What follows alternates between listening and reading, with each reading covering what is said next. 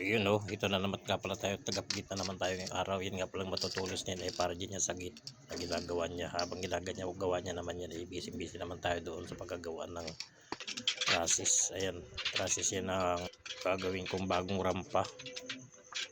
Kasi lalagyan ko ng ano yan, ng polycarbonate panibagong bubong doon sa mayan para magkaroon ng terrace.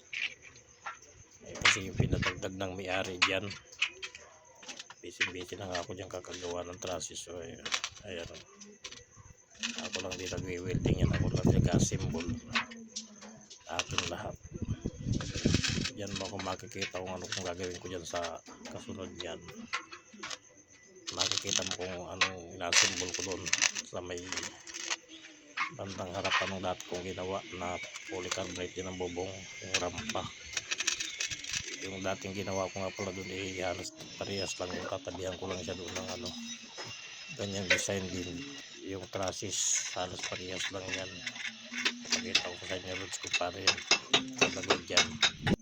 Ayan na oh, yung nilagyan ko na rin siya ng mga seg na tubular. Wala din pinagkaiba yan doon sa una kong ginawa na daanan na rampa sa PWD.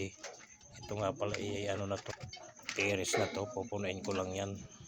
Tapos lang yung readings. Dito naman busy naman yung ibang kasama ko, mga Amazon naman yan na nila. Thank you for watching.